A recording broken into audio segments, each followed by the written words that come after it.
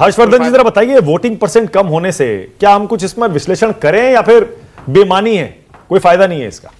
और देखिए, मुझे लगता है कि अब तो ट्रेडिशनल तरीका रहा नहीं। पहले ये बहुत आसानी से दिखता था कि भाई अगर वोटिंग परसेंटेज कम हुआ तो सरकार फिर भी बची रहे, अगर ज्यादा हो गया तो लोग ये मानते थे कि पलटने के लिए। लेकिन अभी तो वो एंटी इनकम्बेंसी भी खत्म हो गया। तो मुझे लगता है वोटिंग परसेंटेज वाला बहुत मसला नहीं समझा जा सकता है।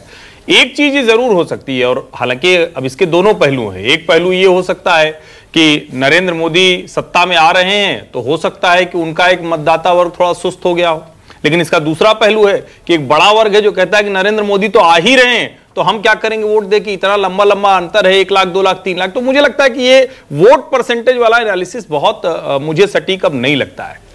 अब एक जो सबसे महत्वपूर्ण बात है, एक तो ये कि बार बार आप कह रहे हैं कि राहुल गांधी हार जाएंगे। देखिए, नेता के तौर पर हर किसी को कहना चाहिए वायनाड वो कॉन्स्टिट्यूंसी है जो 2014 में कांग्रेस को 45% मत मिला, और 2019 में जब राहुल गांधी गए तो 65% मत मिला है। मुस्लिम लीग उनके साथ है, 28% मुस्लिम इलेक्टोरेट है। तो मैं कतई ये नहीं मानता हूं, भले पिनराई विजयन, एनी राजा, डी राजा पूरी ताकत लगा गए हैं और जाने क्या क्या एक दूसरे को कह रहे हैं। दरअसल ये पिनराई विजयन का ही आरोप है कि तिरंगा इसलिए नहीं लगाते कि उनको नाराजगी होगी और मुस्लिम लीग का झंडा लगाना पड़ेगा। तो राहुल गांधी लेकिन उस सब के बावजूद वहां से जीत रहे, इसमें कोई संदेह नहीं। हाँ, ये जरूर चर्चा कांग्रेस के भीतर है कि वो अमेठी भी आएंगे।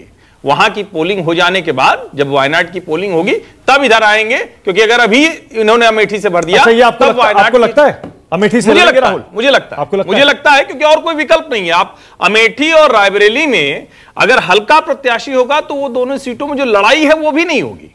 आप जरा कल्पना कीजिए ना, राहुल गांधी वहां से आ रहे हैं, अब उसके बाद और कौन लड़ेगा? आप रॉबर्ट वाड्रा को लड़ा के जीत लेंगे क्या?